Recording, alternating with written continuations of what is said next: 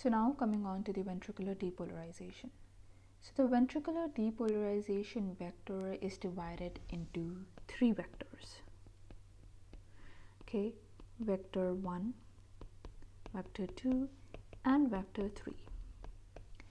The vector 1 represents the septal depolarization, which is something that we'll be discussing now. Vector 2 represents the free wall depolarization, that is the major part of the ventricles. And vector 3 will represent the depolarization of the posterobasal part. Okay, so we will be studying about the vectors produced by each of these part of the heart. Okay, so starting with the vector 1, that represents the initial activation of the ventricles, and the part of the ventricles that is activated is the septum. Within the septum, we need to know that the part that is first depolarized is the middle part. As represented in this figure, you can see it's the middle 1/3 part that is being depolarized initially, and the left side of it.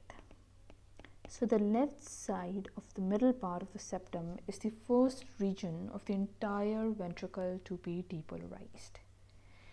And this will form the vector 1 of the entire ventricular depolarization. And we'll see that what type of deflection we get in different leads. Okay. So if you see here, this part of the ventricular septum is the first to depolarize. Now if you see here, this part of the ventricle is the first to depolarize, and the ventricular depolarization vector is having the direction towards this side.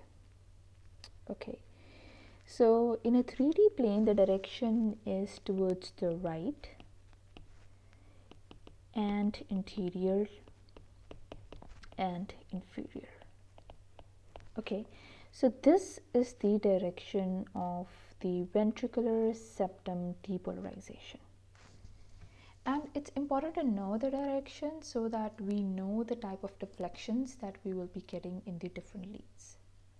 So before going further into this video, I would recommend that those of you who do not know the locations of different leads, that is the limb leads and the precordial leads, it's important that you pause the video and just know the positioning of the different limb leads and the precordial leads in order to understand this concept better.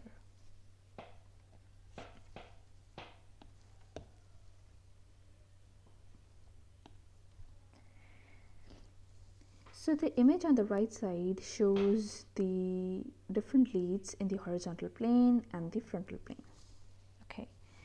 So in the horizontal plane, we know that the precordial leads are the ones which are responsible for detecting the electrical activity of the heart, and they range from V1 to V6. So if you see the frontal plane, this is the plane which is going to detect the electrical activity of the heart in the frontal plane itself, and it consists of the limb leads that are the EVR, EVL, EVF, and lead 1, 2, and 3. Okay. So if you see this figure, if you keep a recording electrode at this place and try to record the vector of depolarization, you will see that the deflection is positive. Okay, because the recording electrode is facing the positive side of the vector, and we know that the vector is this way. So since the recording electrode is facing the positive side of the vector, there is positive deflection in the recording electrode placed here. So practically, the electrode which we are going to keep towards the right side of the ventricular septum is going to be V1. And in the V1, you will be seeing a positive deflection, okay, here. So this is something that is a recording done in the horizontal plane. If we talk about in the frontal plane, we also know that the ventricular septal vector also moves inferiorly and towards the right. So it's going inferiorly and towards the right. The lead 3 will also record a positive vector. Okay. Similarly, if we keep a recording electrode towards the left ventricular side, we see that this vector is kind of like opposite to this electrode. Okay, now let's see what will happen. It's gonna give a negative deflection, and this is something that we notice in the leads V5, V6, 1 in EVL. So again, if you look at the picture on the right side, you will see that the leads V5 and V6 will have a negative deflection. Why? Because the direction of the vector is this way, which is kind of like opposite to the placement of V5 and V6. So the V5 and V6 are basically facing the negative side of the vector, hence the deflection is negative. Again, if we see in the frontal plane, we know that the direction of the vector is going to be inferiorly and towards the right, that is this side. Okay, and we know that this is the negative part of the vector, this is the positive part of the vector. The negative side of the vector is facing the leads AVL and the lead 1, which here we are considering as the recording electrodes, so the reflection will be negative. Okay, so overall, if you see, right now it's not that important to remember in which leads you're going to have the positive deflection, in which leads you're going to have the negative deflection.